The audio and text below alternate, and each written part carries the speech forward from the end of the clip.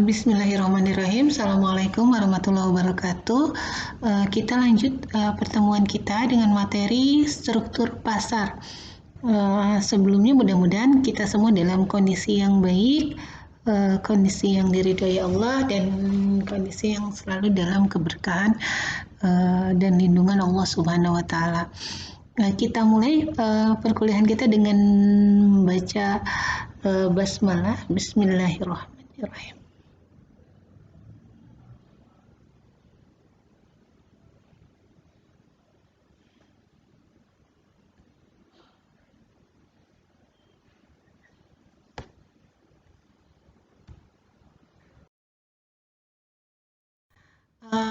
Pada bahasan ini kita akan membahas tentang bagaimana Islam memandang struktur pasar yang ada dalam ekonomi konvensional. Tapi tentunya sebelum kita bahas tentang bagaimana pandangan Islam terhadap struktur pasar, saya akan review kembali tentang sedikit tentang karakteristik dari masing-masing struktur pasar yang ada dalam pandangan pasar persaingan pandangan konvensional.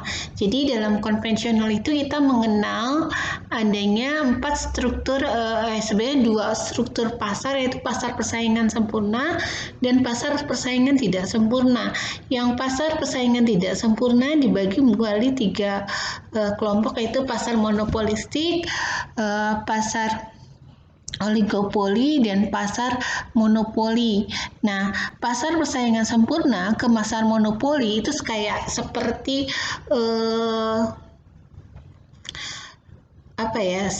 sesuatu yang sering berlawanan, di mana pasar persaingan sempurna itu sangat-sangat berlawanan dengan pasar monopoli. Jadi memang keduanya sangat-sangat bertentangan gitu. Jadi karakteristik dari pasar persaingan sempurna sangat-sangat berbeda dengan pasar monopoli. Nah, kita kembali lagi ke pasar persaingan sempurna. Pasar persaingan sempurna itu paling tidak memiliki karakteristik pertama adalah di pasar itu adalah dia pembeli ini adalah si penjual merupakan penerima harga atau price taking. Terus produknya itu homogen, yang diingat ya, homogen itu benar-benar sama gitu. Kemudian bebas keluar masuk pasar, ada pengetahuan yang sempurna baik dari konsumen maupun produsennya. Kemudian dari setiap perusahaan outputnya relatif sedikit. Karena apa? Karena dalam pasar persaingan sempurna jumlah perusahaan itu dianggap banyak sekali. Jadi ada satu perusahaan yang itu dia keluar atau masuk itu tidak akan mempengaruhi si kondisi pasar. Kemudian dia tadi yang price taking, artinya dia dalam pasar persaingan sempurna harga dibentuk dari mekanisme pasar. Namun yang harus kita ketahui bahwa tidak ada aplikasi atau yang precisely memenuhi kriteria pasar persaingan sempurna dalam dunia aslinya, karena tidak ada. Salah satunya kenapa yang tidak ada struktur pasar atau produk yang masuk pada struktur pasar persaingan sempurna, karena hampir kita tidak bisa menemui ada produk yang homogen, benar-benar homogen itu tidak ada. Makanya ini kayak bentuk pasar ideal yang hanya menjadi model saja gitu. Idealnya kayak begini nih gitu, kayak gitu. Nah, keseimbangan perusahaan dalam jangka pendek, biasanya perusahaan sebaiknya hanya berproduksi paling tidak bila hanya variabel cost-nya sama dengan penerimaan total, atau pada kondisi BEP atau biaya variabel rata-rata sama dengan harga. Atau perusahaan memproduksi pada saat marginal revenue-nya sama dengan marginal cost, karena dengan demikian maka perusahaan bisa memperoleh laba, atau dia akan mampu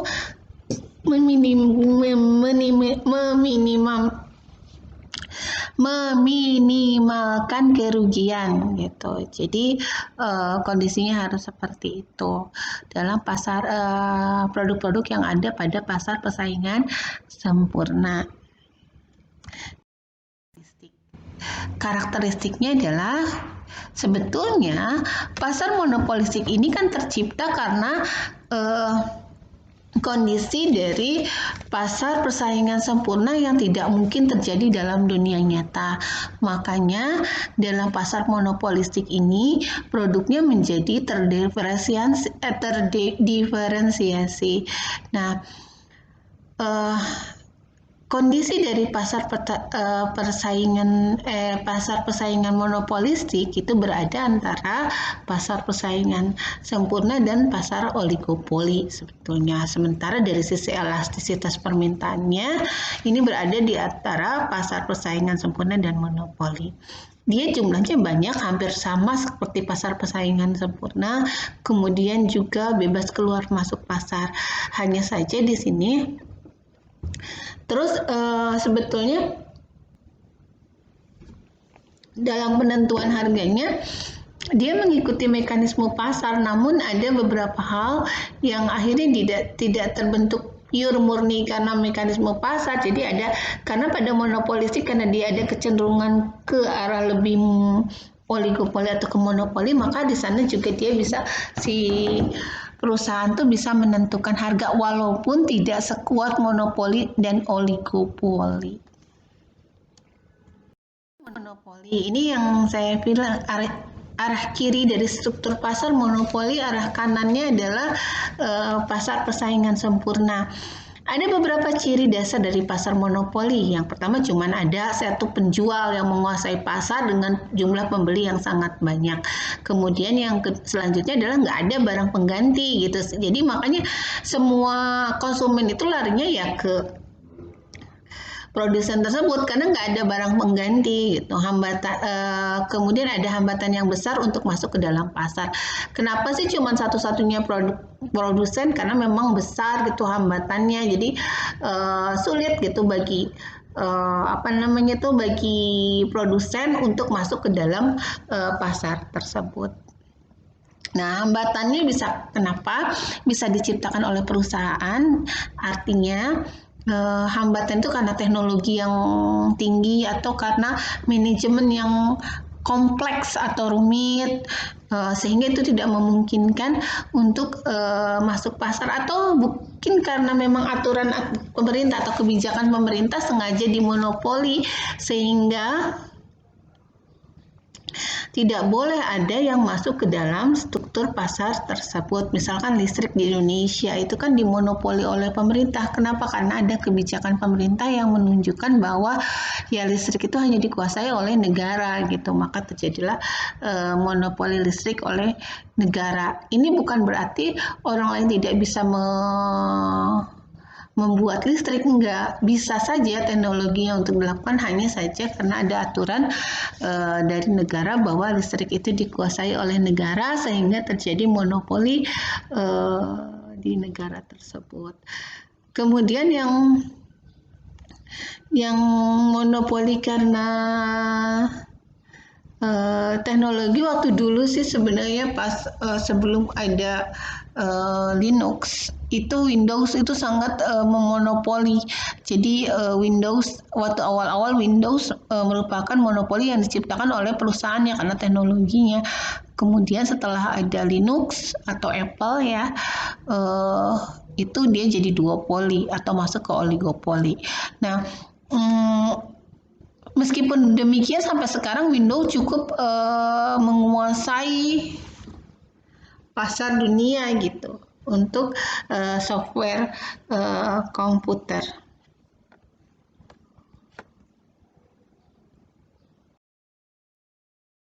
Karakteristik dari oligopoli hanya sedikit perusahaan dalam industri, produk homogen bisa terdiferensiasi juga, pengembalian kos saling mempengaruhi kompetisi non harga.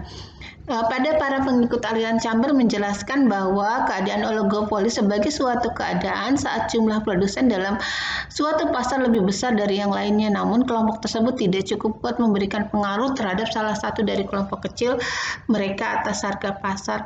Di sini juga sama ya, setiap yang kayak oligopoli, monopoli itu ada hambatan buat masuk, biasanya hambatan teknologi gitu, hambatan kompleksitas manajemen yang kayak gitu, sehingga eh, atau karena penguasaan pasar yang terlebih dahulu gitu. Jadi kayak misalnya karena satu produk itu sudah mendominasi terlebih dahulu, maka yang lain jadi sulit untuk masuk ke dalam struktur pasar tersebut karena apa? Karena harganya jauh lebih murah. Jadi kalau kita masuk ke struktur pasar gitu, kita jadi harganya jauh lebih mahal gitu. Atau misalkan jadi tidak mampu bersaing dengan yang terdahulunya. Salah satu kasus yang kenapa misalkan sekarang sih udah agak-agak sedikit banyak, tetapi waktu dulu sangat sedikit sekali adalah pada mie instan. Mie instan itu cenderung waktu dulu tuh oligopoli gitu, hanya dikuasai oleh Indofood gitu. Even sekarang juga si Indofood masih menjadi leader gitu bagi industri mie instan gitu. Nah, itu karena pada awalnya itu bermasalah pada penguasaan terigu. Jadi waktu dulu terigu itu sempat dimonopoli oleh Bogasari yang itu memang anak perusahaan dari Indofood, sehingga orang lain itu sulit ketika walaupun kita bilang bikin mie gampang, tetapi karena terigunya dimonopoli sehingga apa ya namanya tuh si mie instan produsen mie instan lain kalau beli terigu ke dia harganya menjadi jauh lebih mahal sehingga dia memproduksi harganya jadi jauh lebih mahal dibandingkan yang lain, sehingga sampai sekarang Indofood itu menjadi salah satu perusahaan mie instan terbesar di dunia gitu dibandingkan dengan mie instan lain walaupun ada gitu waktu dulu gitu.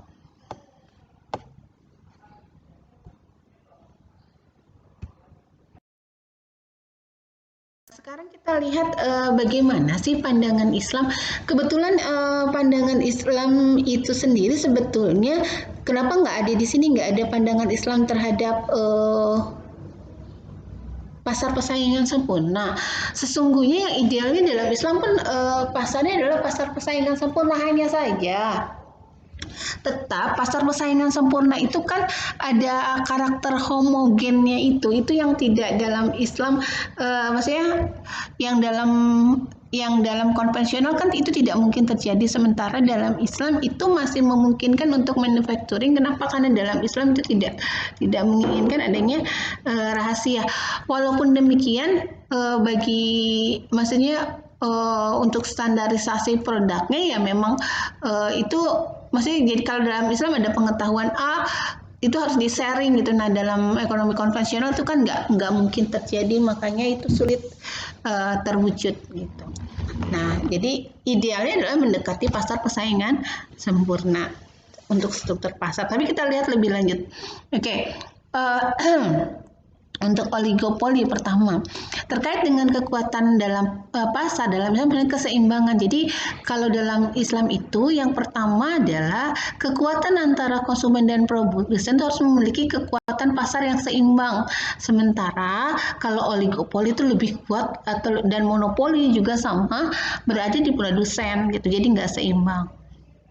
Kemudian pembentukan harga dalam ekonomi Islam itu menghendaki terbentuk pada kondisi keseimbangan pasar atau pada saat equilibrium, sementara pada kondisi oligopoli dan pada kondisi monopoli itu terjadi di titik disequilibrium. Hal ini terjadi karena penentuan harga ditetapkan oleh perusahaan. Karena harganya ditetapkan oleh perusahaan, maka cenderung penetapan harganya akan terjadi di kondisi disequilibrium. Kemudian pada oligopoli akan memungkinkan terbentuknya kartel besar. Nah, kartel besar ini memungkinkan terjadinya monopoli, sementara dalam Islam itu kartel itu dilarang atau tidak diperbolehkan. Kartel itu apa? Persekutuan antara perusahaan-perusahaan dalam menentukan harga. Jadi mereka menentukan harga minimal, padahal harganya bisa jauh lebih murah dari itu. Ini terjadi pada kondisi awal adanya yang kayak Indosat, XL, kartu seluler ya. Di awal itu sangat mahal banget karena mereka melakukan kartel. Jadi antara Excel, Indosat, Telkomsel mereka bikin kartel dan menentukan harga tertentu gitu dengan harga minimal, sehingga waktu dulu tuh kan nggak ada WhatsApp dan sebagainya. Untuk SMS tuh harganya satu kali kirim tuh Rp350. Padahal seharusnya konsumen mendapatkan harga lebih murah dari itu. Karena mereka melakukan kartel, sepakat antara perusahaan-perusahaan, maka harganya ya terbentuk menjadi seperti itu. Kemudian dalam ekonomi Islam, secara umum bentuk oligopoli tidak menjadi permasalahan dalam ekonomi Islam. Yang menjadi permasalahan adalah perilaku oligopolis yang terkait dengan penentuan harganya tadi gitu. Yang intinya sih dalam Islam boleh-boleh aja sih, mau 2, mau 3, mau 4, mau 5 jumlah perusahaannya, mau 10, mau 100, selama perusahaan itu tidak menentukan harga sendiri gitu. Jadi dia harus menjadi price taking bukan price making gitu. Nah, dalam ekonomi Islam dikenal adanya harga valid dan invalid. Harga valid adalah harga yang terbentuk dari mekanisme pasar atau yang terbentuk karena ditentukan perusahaan yang tidak merugikan kedua belah pihak. Misalnya tadi seorang perusahaan oligopoli minyak kelapa 1 liternya 8.000, kemudian distributornya menjualnya antara 9 sampai 10.000. Kemampuan konsumen membeli 11.000. Maka ini termasuk harga valid yang diperbolehkan di dalam Islam gitu. Jadi selama itu di dalam jangkauan konsumen sih nggak terlalu bermasalah gitu. Sementara invalid price itu dari non mekanisme pasar yang merugikan salah satu pihak, dan yang inilah yang dilarang dalam Islam. Gimana pandangan Islam terhadap monopolistik? Monopolistik itu jauh lebih baik, cuman ada satu permasalahan dalam monopolistik, informasi yang terbentuknya itu tidak sempurna. Nah, jadi pengetahuan antara konsumen dengan produsen itu berbeda gitu dalam monopolistik. Nah, diferensiasi produk kadang terbentuk karena tidak sempurnanya informasi yang dimiliki oleh konsumen. Misalnya gini, ini contohnya susu ya, susu dalam kemasan yang memiliki kualitas yang sama tapi diberi kemasan yang sedikit berbeda sehingga menimbulkan perbedaan harga. Kalau perbedaannya harganya hanya menunjukkan pada perbedaan karena kemasan, yang nggak ada masalah gitu. Misalkan kemasannya kalau yang jelek lebih murah, tapi karena perbedaan harga kemasan nggak masalah. Tetapi ini perbedaan kemasan tetapi lebih mengarah ke arah kualitas produknya, itu yang nggak boleh dalam Islam. Misalkan yang paling jelas itu kayak misalkan dalam deterjen gitu, ada yang satu pakai mintik biru, tiba-tiba dia kayak mengucek dengan 10 tangan gitu. Maksudnya tuh kita sendiri sebagai konsumen nggak tahu apa sih manfaat mintik biru itu, apa benar kayak gitu. Nah, itu karena ketidaktahuan atau lack informasi di antara konsumen dan produsen, sehingga kita bayar lebih mahal aja, cuek-cuek aja gitu. Atau misalkan seringnya pada produk-produk elektronik, kalau untuk perempuan misalkan handphone, cuman dibedain layarnya dikit aja, misalkan yang satu lebih luas, yang satu lebih ini sedikit, cuman beda sedikit gitu dari tampilannya, terus harganya jauh lebih mahal gitu banget. Nah, itu yang kadang-kadang tidak seimbang dengan kualitas dengan harganya. Yang kayak begitu tidak boleh dalam Islam. Perbedaan harga diperbolehkan dalam Islam ketika adanya perbedaan kualitas di antara produknya. Kemudian bagaimana pandangan Islam terhadap monopoli? Tentu saja dalam monopoli itu dalam Islam dilarang, karena monopoli bisa merugikan. Bukan dilarang jumlahnya, tapi penentuan harga dalam monopolinya itu yang dilarang. Bukan satu perusahaannya yang dilarang, tetapi lebih dalam penentuan harga dalam struktur pasar dari pasar monopoli. Jadi boleh nggak kalau perusahaannya cuma satu sama pemerintah? Boleh, justru kenapa harus ada satu sama pemerintah misalkan gitu, karena biar lebih murah gitu, bukan jadi sebaliknya gitu. Jadi nggak boleh itu kalau jadi jauh lebih mahal misalnya, atau menentukan harganya jadi semena-mena. Kalau misalnya 2 atau 3 atau misalkan monopolistik itu akan memberi kesejahteraan yang lebih baik bagi umat, ya lebih baik monopolistik. Kenapa monopoli gitu? Tapi kalau monopoli itu memberikan kesejahteraan lebih banyak bagi umat, ya nggak ada masalah monopoli gitu. Hanya tidak boleh menutup kesempatan yang lain, itu yang nggak diperbolehkan gitu. Jadi silahkan berkembang sendirinya. Secara umum nih, dengan mengacu pada Al-Quran, produk ekonomi pasar Islami yang dijalankan oleh Rasulullah dan para sahabat, ini Ibnu Taimiyah mencoba menggambarkan dalam kitabnya Al-Hikmah dan Majmu, di mana kriteria pasar Islami harus berjadikan pertama, orang-orang harus bebas untuk masuk dan meninggalkan pasar. Hal itu jelas sesuai dengan ajaran Islam, yakni tidak ada suatu bentuk pemaksaan dalam menciptakan ketidakadilan seperti yang dinyatakan oleh Ibnu Taimiyah. Memaksa penduduk menjual barang-barang dagangan tanpa ada dasar kewajiban untuk menjual merupakan tindakan yang tidak adil dan ketidakadilan itu dilarang. Kemudian yang kedua, tingkat informasi harus cukup mengenai kekuatan pasar dan barang-barang dagangan. Kemudian Ibnu Taimiyah meneliti beberapa kontrak perjanjian di mana salah satu pihak yang terlibat tidak bertindak sesuai dengan persyaratan ini, sementara dia memberikan kepada pihak lainnya kesempatan untuk meninjau kembali kontrak itu. Nah, ini juga adalah tanggung jawab dari pemerintah untuk memperbaiki kondisi tersebut. Jadi kalau harus ada kontrak yang jelas, nggak boleh ada faktor-faktor yang disembunyikan. Kemudian unsur-unsur monopoli, ingat ya, monopoli yang dimaksud di sini adalah bagaimana karakteristik dari monopolinya harus dilenyapkan dari pasar. Nah, walaupun oligopoli kan mungkin terjadi monopoli, nah itu juga nggak boleh.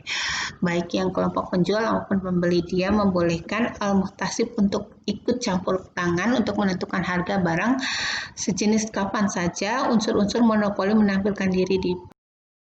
Dalam batas ini, Ibnu Taimiyah mengaku berbagai peningkatan permintaan dan penawaran yang disebabkan oleh harga tersebut. Ibnu Taimiyah menyetujui penaikan harga-harga yang disebabkan olehnya karena memaksa orang menjual barang dengan harga yang ditentukan sama dengan pemaksaan tanpa hak. Dan meskipun si penjual seharusnya tidak dipaksa untuk kehilangan laba, tetapi pada saat yang sama dia seharusnya tidak diperbolehkan merugikan orang lain.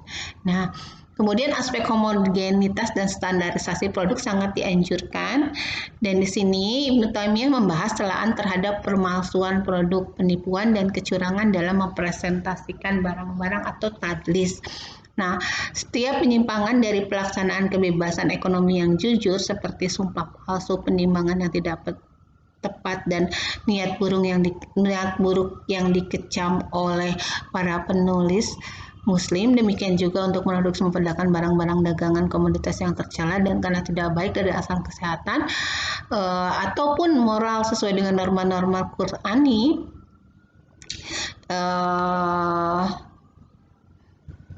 seperti minuman beralkohol, minuman keras, pelacuran dan perjudian itu dilarang dalam Islam.